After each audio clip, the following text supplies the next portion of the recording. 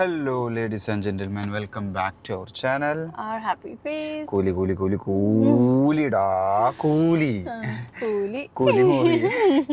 കൂലി മൂവിയുടെ റിവ്യൂവിനാണ് വന്നിരിക്കുന്നത്. അപ്പം ഞങ്ങളുടെ ഈ എക്സ്പ്രഷനൊക്കെ കാണുമ്പോൾ നിങ്ങൾക്ക് മനസ്സിലായിട്ടുണ്ടാവും എന്താണെന്നുള്ളത്. ഒരു പബ്ജി അല്ലേ, ആ ഒരു ക്യാരക്ടറിൽ ആ ഒരു ടൈപ്പിലേക്ക് പറ്റില്ല. ഇതൊരു ഗെയിമാണോ എന്ന് ചോദിച്ചാൽ ഒരു ഗെയിം പോലെ കാണാം, അല്ല ഒരു മൂവി ആണോ എന്ന് ചോദിച്ചാൽ മാസ് മൂവി ആയിട്ട് കാണാം. അതായത് വെറും മാസ്. നമ്മളതിന്റെ ലോജിക്കിനെ കുറിച്ച് ചിന്തിക്കരുത്, എന്തെങ്ങനെ സംഭവിക്കുമോ, അതങ്ങനെ പറയാം. സീറോ ലോജിക്, ജസ്റ്റ് കഥ വായിക്കണം. കോമിക് എന്നല്ല പറയാം, ഒരു ആക്ഷൻ പിള്ളേരുടെ കഥ സ്റ്റോറി വായിച്ചു പോകുന്ന പോലെ ഒരാളെ കൊല്ലുക, വെറും നടന്നു പോകുമ്പോൾ തോക്ക് കറക്കി എടുക്കുക, അങ്ങനെ പിന്നെ വീണ്ടും മരിക്കുക ആൾക്കാര്, അങ്ങനെ ഭയങ്കര കഥ, ഭയങ്കര സ്റ്റോറിയാ പോകുന്നത്. എന്തായാലും ഒരു വല്ലാത്ത പടം, വല്ലാത്ത പടം. ലൈക്ക് കണ്ടിരിക്കും നമ്മള്, ബിക്കോസ് കൊറേ ആക്ഷൻ ഉണ്ട്. പക്ഷെ ആക്ഷന് വരുമ്പോഴും വി വിൽ തിങ്ക് ഇങ്ങനെ ഇങ്ങനൊക്കെ പറ്റുമോ, ഇങ്ങനൊക്കെ ലോജിക്. സൂപ്പർ സ്റ്റാർ രജനീകാന്ത് ഓരോ ക്യാരക്ടറിന്റെ എൻട്രിയും കാര്യങ്ങളൊക്കെ മാസായിട്ടുണ്ട്. അത് പിന്നെ അത് മോസ്റ്റ്ലി തമിഴ് മൂവീസിലുണ്ടല്ലോ, ആ slow motion and BGM music ഒക്കെ വരുമ്പോഴത്തേന് ഓൾ ദി സൂപ്പർ സ്റ്റാർസിന്റെ എൻട്രി ഒക്കെ സൂപ്പർ ആയിട്ടുണ്ട്. But after that what they do is like out of logic.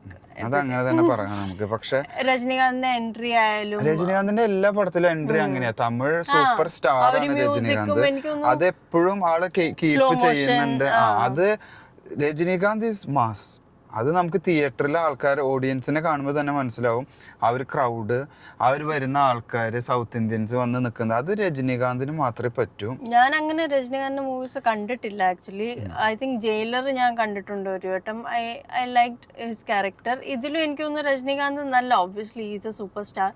ഇതിലൊരു പടത്തിൽ നമുക്കൊരു പ്രത്യേകത മനസ്സിലായി. നമ്മൾ ഇത്ര കാര്യങ്ങൾ പറഞ്ഞുവെങ്കിലും നമുക്ക് ബോർ അടിച്ചിട്ടില്ല. ബോർ അടിച്ചിട്ടില്ല.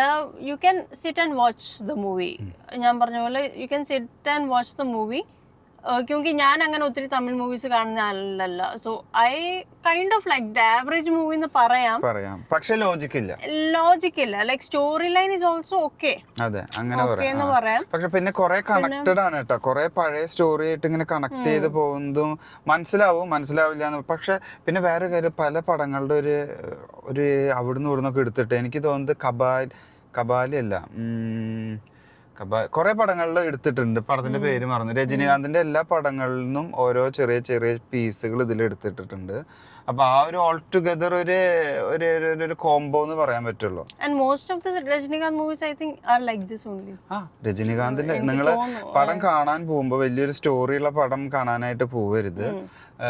നമ്മളൊരു മാസ് പടം, രജനീയുടെ പടം കാണാൻ പോകുമ്പോൾ അറിയാലോ, വെറും ആക്ഷൻ, ഒരു നല്ല BGM ഇങ്ങനെ അടിച്ചുകൊണ്ടിരിക്കുക, സ്ലോ മോഷൻ, അതൊക്കെ കൂടി കാണുമ്പോൾ ഒരു ഓൾ ഓവർ ഒരു തിയേറ്റർ എക്സ്പീരിയൻസ് ആണ്. ഈ പറഞ്ഞ പോലെ നമ്മള് TV-ൽ കാണുമ്പോൾ ഇത്ര എഫക്ട് കിട്ടുമെന്ന് അറിയില്ല, തിയേറ്ററിൽ ഇരുന്നാലേ നമ്മൾ കാണുള്ളൂ. അതാണ് എന്റെ ഒരു വേറെ കാര്യം. എന്തായാലും Rajinikanth fans will definitely go and watch first show ഒക്കെ കാണുന്ന ആൾക്കാരും സ്വാഭാവികമായിട്ടുള്ളതാണ്. അപ്പൊ അത് നമ്മൾ മനസ്സിലാവും. പിന്നെ വില്ലൻ, പിന്നെ കുറെ ലൈക്ക് സ്റ്റാർസ് ഉണ്ട്. നമുക്ക് മലയാളികൾക്ക് അഹങ്കരിക്കാൻ പറ്റുന്ന സൗബിൻ ഉണ്ട്, പിന്നെ അതേപോലെ ബാബുരാജ് ഉണ്ട്. അത് അയാളെ കുറിച്ച് ആരും പറഞ്ഞിട്ടില്ല, പക്ഷെ ബാബുരാജ് ഉണ്ട് മൂവിയില്. ഒരു ഡൈവേഴ്സിറ്റി ഉണ്ട് മൂവിയില്. I think from Bollywood also there are people, Mollywood and then Tollywood, everyone is there. Nagarjuna ആയാലും he is mostly in Telugu movies, I guess. So he is there. He is super. Nagarjuna villain എന്ന് പറഞ്ഞതൊക്കെ, his look is really nice in the movie. അതൊക്കെ നമുക്ക് ഇഷ്ടപ്പെട്ടു. പക്ഷെ എന്തോ ഈ വീണ്ടും പറയുന്നത് ലോജിക് ചില scenes are like out of logic. എനിക്കൊരു ഫീൽ ചെയ്തൊരു ഗെയിം, പബ്ജി കളിച്ച് പോകുന്ന പോലെ നടന്നു പോകും. ആ ഒരു വ്യൂവിൽ തന്നെ ചില ക്യാമറ ആംഗിൾസ് പോകുന്നുണ്ട്, ഇങ്ങനെ പോകുന്നു, അതെടുക്കുന്നു, കൊല്ലുന്നു, അപ്പോഴേക്കും വേറെ തോക്ക് വരുന്നു, അങ്ങനത്തെ ഒരു 50 പേര് മുന്നേ ഓരോരുത്തരെ കൊല്ലുന്നു. ആ ഒരു പബ്ജി ഗെയിമിന്റെ കുറെ കഴിഞ്ഞപ്പോ പബ്ജി ഗെയിം ആ ഒരു ഫീല് കിട്ടിയത്. ഇതിന്റെ സ്റ്റോറി പറയാന്ന് വെച്ചാ it's the director is Lokesh Kanagaraj. ആളുടെ അറിയാലോ, മാസ പടങ്ങൾ തന്നെയാണ് ഉള്ളത്, നമുക്ക് എല്ലാവർക്കും അറിയാം. മാസ്റ്റർ അങ്ങനത്തെ പടങ്ങള്. പിന്നെ അതുപോലെ പാട്ട് പറയാനില്ല Anirudh. Music is super. I think there is like there are like 2 songs in the movie. First half 2 songs ഉണ്ട്. Both of them are nice. ഒന്ന് Monica which is quite famous in Instagram. അത് just ഒരു പാട്ട് super. അതില് സോബിന്റെ dance is super. Soubin തകർത്തടി. എനിക്ക് തോന്നുന്നു സോബിൻ ശരിക്കും മലയാളത്തിൽ നിന്ന് പോയിട്ട് തമിഴിലേക്ക് കയറാൻ പോവാണ്. ആ ഒരു റേഞ്ചിലേക്ക് എത്തിയിട്ടുണ്ട്. തമിഴിന് എന്താണോ വേണ്ടത് അത് അവൻ കൊടുത്തിട്ടുണ്ട്. ആ ഒരു മാസ് ഡാൻസ് ആയാലും ആ ഒരു എൻട്രി കാര്യങ്ങളൊക്കെ ആയിട്ട് സെറ്റ് ആയിട്ടുണ്ട്. All together concluded. And Shruti Hassan is also there. Shruti Haasan ഉണ്ട്. അതാ പറഞ്ഞ എല്ലാ ക്യാരക്ടേഴ്സിനും ഈച്ച് ആൻഡ് എവരി മെയിൻ ക്യാരക്ടേഴ്സിനെ പിക്ക് ചെയ്തിട്ടുള്ളത് ഭയങ്കര കാസ്റ്റിംഗ് ആണ്. കാസ്റ്റിംഗ് സൂപ്പർ ആയിട്ടുണ്ട്. മാസാണ്. മാസ് എന്ന് പറഞ്ഞാൽ എല്ലാവരും സൂപ്പർ വാല്യൂ ഉള്ളവർ എടുത്തിട്ടുള്ളത്.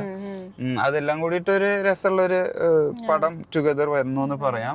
പിന്നെ രജനികാന്ത് മൂവി അത് എല്ലാവരും മൈൻഡിൽ വെക്കുക കാണാൻ പോകും. ആളെ സമ്മതിക്കണം. രജനികാന്ത് ഒരു ഏജിലും മാസ്.